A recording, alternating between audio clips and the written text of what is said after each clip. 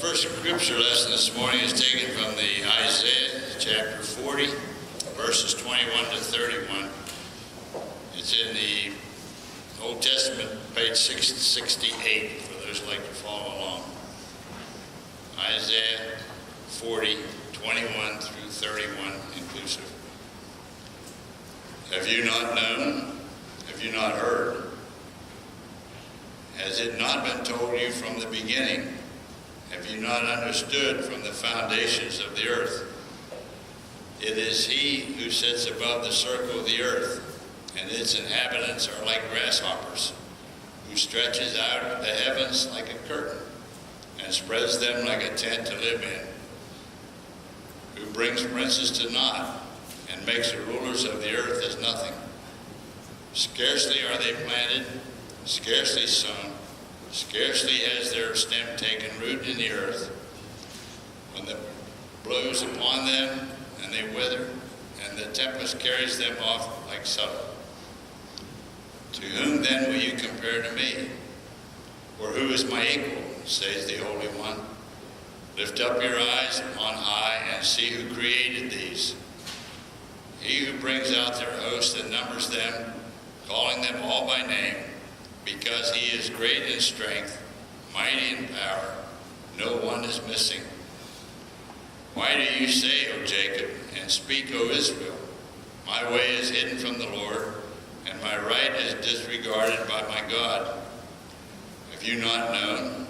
Have you not heard? The Lord is the everlasting God, the creator of the ends of the earth. He does not faint or grow weary. His understanding is unsearchable. He gives power to the faint and strengthens the powerless. Even the youth who faint and be weary, and the young will fall exhausted.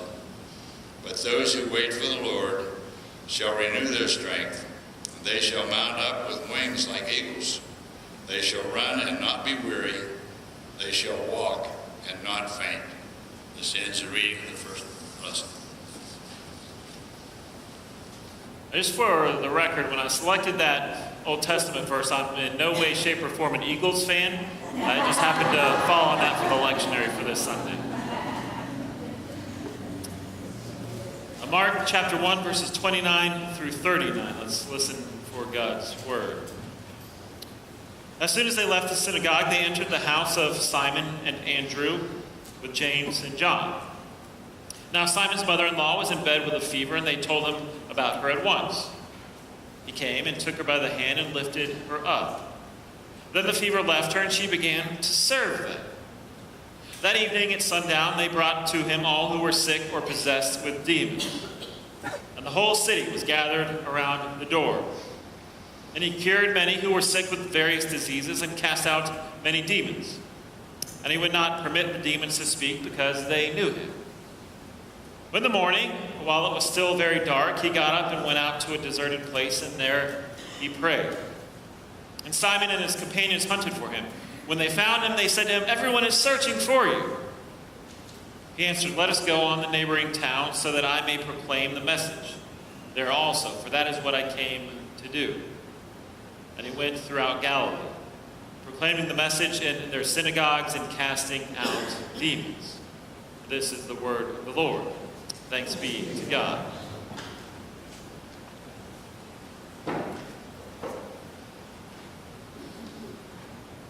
So one of our most important missions and greatest sense of meaning, fulfillment, and identity in life is finding and knowing our purpose. I can't say this enough. It's crucial that we understand, that we know, embrace, and live out the purpose that we have been given in this world. For some of us, maybe we knew that purpose when we were 1 or 2 years old, and we were great at painting or eating, if you can have that as your purpose, or painting or doing all these other different things with Play-Doh or crafts. Or maybe we loved a sport the first minute we started playing it, and we felt that that was our purpose. For others of us, maybe it's a lifelong journey, an adventure that we're still going through to discover and identify what our purpose in this world might very well be. For some reason, it's maybe just eluded our grasp or our understanding or our discovery. But it's getting to the core of what makes us tick that we eventually discover and realize our true purpose. And so if we want to talk about things in the world in general, it seems that just about everything has a purpose. Everything on this planet, save for maybe disasters and diseases, but we'll get to that a little bit later. But the trees and the foliage, they're instrumental in taking in our carbon dioxide and transforming it and turning it back into oxygen that we breathe and live with. So they are essential, and they have that very big purpose in this world. The animals of the planet also serve many purposes too. From picking up dead carcasses, things we might not want to touch or deal with. Thank you, vultures, for that, right? To serving as a nice source of love and joy for a family in the form of a domesticated pet, or even working on a farm and serving as food. Some animals, or every animal, just about has a purpose on this planet. And so, if we realize that we too have to have a purpose. If God made all of this and all of us, then we are destined to have a sort of purpose. And so, for example, just this last Wednesday night, I went out to look at that super blue rare blood moon Death Star thing, or whatever it was in the sky. And it was so bright. And I was amazed by it. It almost looked like a half daylight outside. I could see my car, I could pick up different things, and this was around 11 or 12 o'clock at night. And I reflected back and thought, at one point in time, people thought the moon served no purpose, right? It was just this aesthetically pleasing thing hanging in the sky that would occasionally offer us light. Well, now we know that it affects our gravity here on Earth and influences the high and low tides of the oceans. The moon certainly has its purpose. And it's not until fairly recently in the grand scheme of the history of the world that we discovered and realized that. And that's what I love about the world. So many things have that purpose, that fulfillment, that meaning, and that thing they have to carry on and do in their world. And so it should come to no surprise that I also love children, which is probably a good thing since I have some of my own, and I work very close to a preschool, so I'm around them quite a bit. And so I'm blessed to have that trait of loving kids. But for starters, I feel that children have multiple purposes. Now, what do you mean by that, Pastor Chris? Well, let me explain, right? So one, they continue and carry on our race, right? Our human race. So as humans, we need children to kind of carry that on. If we didn't have kids worldwide, they would not be able to carry us on. So that's one kind of obvious reason of kids, carrying on the human species. And number two is they can really alter our perspective of life. They can really change it and influence it in many positive ways. So take, for example, I love seeing my children play on the playground. And when they go to their friends, all they see is a friend. They don't see skin color. They don't see what a child is wearing or not wearing, or know how much mommy or daddy make or don't make. All they see is another friend. Someone that God made that's like them in so many ways. So that helps reestablish our thinking that, yeah, we are more alike than we are different many times. And so it's that constant reminder, seeing the world through a child's eyes.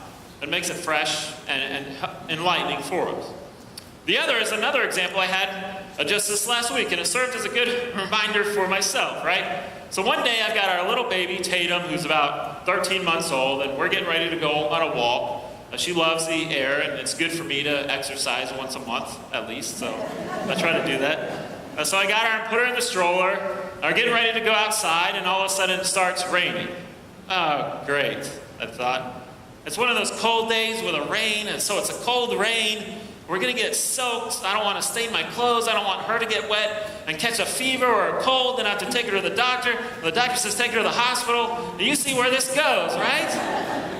I'm thinking about all of this stuff and driving myself crazy. And then I look over and our oldest daughter, Raylan, is pretty much dancing in the living room.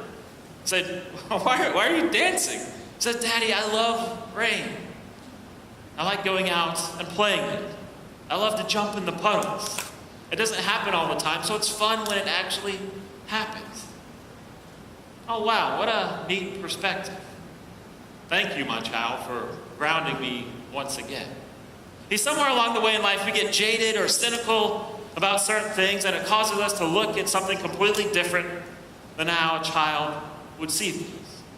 For me, I saw the rain as a point of frustration and a nuisance and a bother to my schedule and what I had planned to do, whereas my child saw it as an opportunity, a time to go out and play and do something different in her life. So I love that purpose about children, about reminding us that we don't know everything and we don't see everything the right way all the time.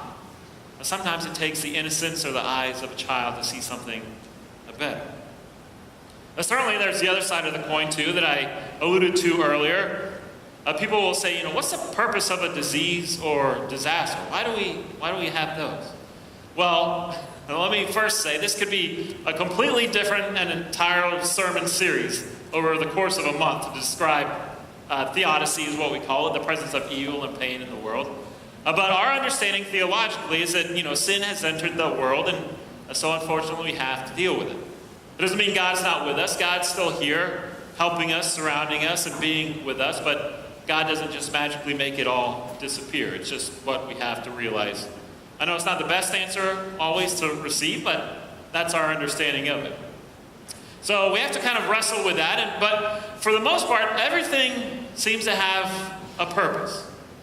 You have a purpose, I have a purpose, we have a purpose, the whole church has a purpose. Man, I kind of feel like Oprah with those cars, right? You get a car, I get a car, we all get cars, but it's a purpose, and the purpose is free. You don't have to pay taxes on that. So you can enjoy having your purpose. But we all are special. We're all unique, and God created us uniquely to have that purpose, to fulfill that journey and that calling that we have in life, and everyone's is different. Like I said, some will discover that early on, others might take a little bit longer to realize that in life. But take, for instance, this little story and account we had of Jesus Christ, right? It would seem that he served many different purposes. He felt one of his purposes was to heal. So he went to Simon's mother-in-law and healed her and helped her and got her out. So that was one of his purposes. Of course, we know some other purposes that he has too, and eventually he'll die on the cross and a giant sacrifice for all of humankind. But a purpose at that moment, he was healed. But it was taxing for him, right? The whole town came to that door. And Jesus said, fine, I'll do everybody, but I need to go pray. So the next day he wakes up before the sun even rises. Goes to a place to be alone, to pray, and to be thankful for this chance he had in life. But we kind of serve many purposes too. Yeah, we try to be like Jesus, maybe as best as we can, and we know we'll always fall short of that as we're imperfect. But some purposes we have differ, and it depends maybe where we are. But for instance, at the church, I'm a pastor and a preacher. The same goes if I run into someone around town. I'm still having that expectation of being a pastor, which is fine, and that's what it's supposed to be for my purpose. But when I'm at home, I'm a dad. My girls don't want a pastor. They don't want me to give them the latest rundown of the budget during bath time. Say, hey, well, you know how much we spent on music this week, Raylan? It was so exciting. We're all looking forward to it. No, they don't want that. My purpose is to be a dad, to love them, to encourage them to play in the rain, and to help remind me that I'm not the best thing since sliced bread at home, right? And so sometimes we have these multiple purposes, and that's okay. And sometimes it's a little taxing, just like Jesus. We get to the point where we say, you know what, I need to go pray. I've had it up to here of being a pastor and a dad for this whole week, and I just need to go to a desert and pray to God and find some alone time. But we need that in the world too, but I encourage all of us to find our purpose. That God made us for a reason. It gets to the age-old question of what's the meaning of life? Well, to me, it's fulfilling that purpose. And see, by finding that purpose and living into that, we find fulfillment. And by finding that fulfillment, we find meaning.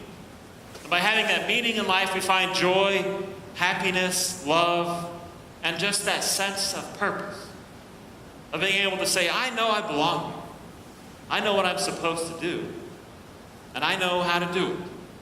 So I'm going to do it to the best of my ability. See, God created us all. And God created us all with a certain purpose. And so we need to live that purpose with each and every bone in our body. Yeah, some days will be harder than others. It won't be perfect.